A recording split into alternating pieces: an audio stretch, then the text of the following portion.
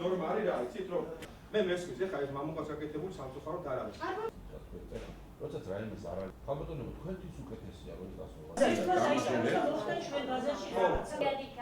გვერდზე მხარეს მეორე ნახევარი და ოქროშუალედი მოიწევნა და მათი მოთხოვნების ამ ეტაპზე რაც იყო მნიშვნელოვანი, ის დარეგულირდა. დანარჩენი საკითხები ჩვენ ესეთი რაღაცას ვილაპარაკეთ, რომ აუც ასაც მოთხოვნა იყო ჩვენი აუცილებლად მათ უნდა გამოყვან რაღაც 5-7 ადამიანი, რომლებსაც კომუნიკაცია იქნება ხოლმე მსგავს საკითხებთან მიმართებაში აუცილებლად ადმინისტრაციას და საკმაოდ რთულია 700-მა და 800-მა ადამიანმა ერთ და იქ საკითხზე კომუნიკაციოს და ანუ მათთან კომუნიკაცია შეიქმნება. გარდა ამისა საკრებულო გამოვიდა ინიციატივით, რომ ვინაიდან რადგანაც ქალაქს გააჩნია მცირედი, მაგრამ მაინც რაღაც წილი ნებისმიერ საკმაოდ საკითხთან ჩაერთვება, ანუ რა ქვია, თვითმმართველობა პროცესშივე, სანამ რაღაც გადაწყვეტილება იქნება მიღებული. დღევანდელი შეხვედრა შედგა ეგრეთ წოდებული სტამბოლის ბაზრის თანამშრომლებსა, ადმინისტრაციასა და ჩვენ შორის.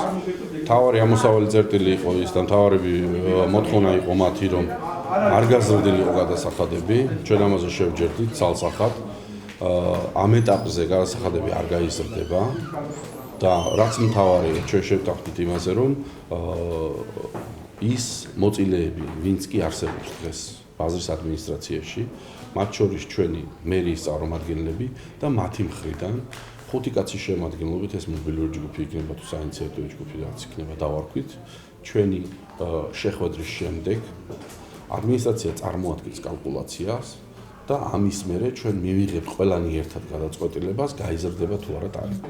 ჩვენი მოსვლამ მე ასე ვფიქრობ, შედეგი გამოიღო, რადგან ადმინისტრაციამ და ჩვენ ხალხმა მივაღწიეთ იმ მიზანს, რომ იყოს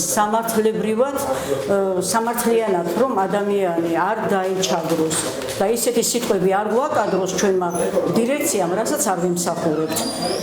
დღეს მე მგონი აი აქ მოსვლით მივაღწიეთ იმ მიზანს, რომ მოწესრიგდება ის საკითხები, რაც გვაწუხებს ყველა ჩვენ თვითეულ ჩვენთაგანს.